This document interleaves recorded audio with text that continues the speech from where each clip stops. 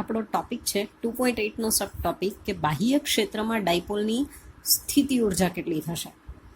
જો બાહ્ય ક્ષેત્ર આવું સમાન વિદ્યુત ક્ષેત્ર હોય અને એમાં ડાયપોલ મૂકેલો હોય તો એ ડાયપોલમાં પરિણામી બળ 0 હોય પણ પરિણામી ટોર્ક 0 ન હોય. આવું આપણે ફર્સ્ટ ચેપ્ટરમાં ભણી ગયા. કારણ કે આ બાજુથી એને પ્લસ QE, આ બાજુથી માઇનસ QE બે બળો લાગે અને બંને બળોના મૂલ્ય સમાન હોય ને વિરુદ્ધ દિશાના હોય અને એટલા માટે પરિણામી બળ F1 માઇનસ F2 બે સરખા જ હોય એટલે એ પરિણામી બળ છે એ 0 થાય પણ પરિણામી ટોર્ક 0 ન થાય. કારણ કે એક બળ આ દિશામાં લાગે, બીજું બળ આ દિશામાં લાગે તો એના લીધે ડાયપોલ આમ રોટેટ થાય, ભ્રમણ કરે અને ભ્રમણ કરે એટલા માટે એના પર એમ કહેવાય કે ટોર્ક લાગ્યો. તો જે ટોર્ક લાગે એ ટોર્ક કેટલું હશે? ટોર્ક બરાબર P ક્રોસ E જેટલું ટોર્ક હોય એના પર લાગતું ટોર્ક. હવે આ ટોર્ક ના લીધે ડાયપોલ આ દિશામાં ભ્રમણ કરે. આ રીતે ડાયપોલ છે અને એ આ દિશામાં ભ્રમણ કરે. પણ એ જે ભ્રમણ કરે એ શેના લીધે કરશે? તો એ આ બાહ્ય ક્ષેત્રના લીધે.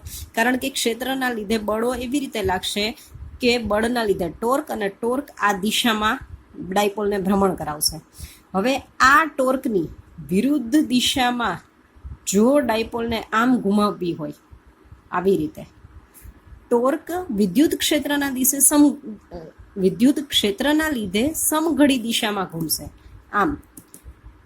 પણ જો એને એનાથી વિરુદ્ધ દિશામાં એટલે કે વિષમઘડી દિશામાં ઘુમાવવી હોય તો કંઈક બાહ્ય બળ લગાડવું પડે.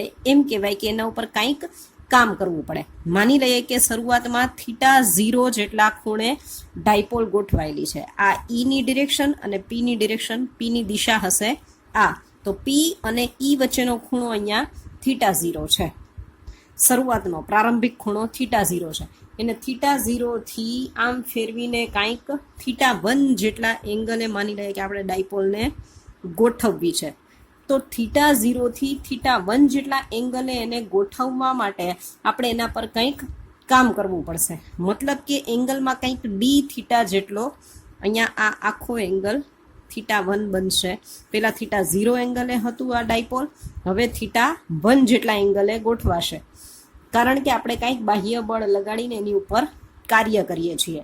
તો θ0 થી θ1 સુધી લઈ જવામાં એણે કરેલું સ્થાનાંતર કેટલું થશે? dθ જેટલું. dθ એટલે θ1 માઇનસ θ0 જેટલું જે કોણીય સ્થાનાંતર થયું એ. તો આ કોણીય સ્થાનાંતર કરાવવા માટે એના પર થયેલું સૂક્ષ્મ કાર્ય જો હું dw કહું તો dw એટલે ટાવ ઇન્ટુ dθ.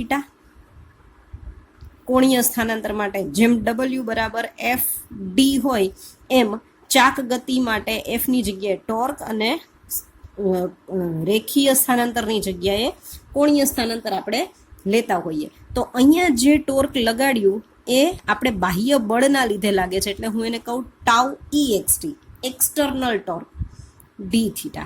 હવે જો સંપૂર્ણ નાના dθ એંગલની બદલે મોટા ખૂણે લઈ જવું હોય આ ડાયપોલને તો કરવું પડતું કુલ કાર્ય W હું લઉં એટલે કે θ0 થી θ1 સુધીના સ્થાનાંતર માટે સંપૂર્ણ ગણતરી કરવા માટે આપણે સંકલન લઈએ તો θ0 થી θ1 જેટલું સ્થાનાંતર કરવા માટે કરવું પડતું કુલ કાર્ય W. બરાબર. તો ટાવ એક્સટર્નલ એટલે આપણે કહીએ ટાવ એટલે તો શું છે? PE sin θ. તો અહીંયા લખું θ0 થી θ1 PE sin θ dθ. અહીંયા PE આપણે બદલતા નથી, ખાલી આપણે એંગલ θ જ બદલીએ છીએ એટલે PE ને હું બહાર લઈ લઉં. sin θ નું સંકલન માઇનસ cos θ લિમિટ θ0 થી θ1 બરાબર માઇનસ PE, માઇનસને હું બહાર લઈ લઉં. કોસની લિમિટ મૂકીએ cos θ1 માઇનસ cos θ0. જો આ માઇનસને અંદર ફરી જવા દઈએ તો આપણું સૂત્ર બને PE cos θ0 માઇનસ cos θ1. આનો જો એક આપણે સ્પેશિયલ કેસ કન્સિડર કરીએ, ખાસ એક કેસ લઈએ તો હું એમ કહું કે માની લઈએ કે જે શરૂઆતનો θ0 ખૂણો છે ને એ θ0 હું π/2 એંગલે લઈ લઉં. શું કામ? કારણ કે π/2 થી એ ફરી પાછું અહીંયા આવવા માટે કરવું પડતું કાર્ય મેક્સિમમ થશે, મતલબ એની આ અહીંયાથી અહીંયા એ ફરી પાછું આવી જવા માટે એને કરવું પડતું કાર્ય આપણે ધ્યાનમાં લઈએ. તો θ0 બરાબર π/2 આ શરૂઆતની પરિસ્થિતિ. આમ એમ છે એમ માની લઈએ તો અહીંયા θ0 શું હશે? W બરાબર θ0 π/2 એટલે cos π/2 0, cos π/2 0, તો W બરાબર -PE cos, અને હું θ1 ની જગ્યાએ કોઈ પણ એક એંગલ θ લઈ લઉં તો -PE cos θ, અને અહીંયા કરેલું કાર્ય એ ડાયપોલની સ્થિતિ ઉર્જાના સ્વરૂપમાં સંગ્રહિત થાય. તો U બરાબર થયું -PE cos θ, એટલે કે U બરાબર PE cos θ, જેને આમ પણ લખાય P.E. અહીંયા જો માની લઈએ કે P અને એંગલ વચ્ચેનો ખૂણો છે એ 0 હોય તો U કેટલું થશે? PE cos 0 અને માઇનસ, એટલે U બરાબર -PE. અને જો θ બરાબર 180 ડિગ્રી હોય તો U બરાબર આપણને મળે PE. -PE જે છે સ્થિતિ ઉર્જાની ન્યૂનતમ વેલ્યુ, મિનિમમ, પણ +PE એટલે સ્થિતિ ઉર્જાની મેક્સિમમ વેલ્યુ. +PE મહત્તમ હોય, એટલે સ્થિતિ ઉર્જા મહત્તમ ક્યારે બને? કે જ્યારે E આ દિશામાં હોય તો મારું P આ દિશામાં હોય, ડાયપોલ. એટલે અહીંયા +Q ને અહીંયા -Q. જો આવી રીતે ડાયપોલ હોય તો આ E ની દિશા અને આ 180 ડિગ્રીના ખૂણે P ની દિશા, એટલે કે E અને P વચ્ચેનો ખૂણો 180. તો જ્યારે 180 ડિગ્રીનો ખૂણો હશે ત્યારે એની સ્થિતિ ઉર્જા મહત્તમ હશે.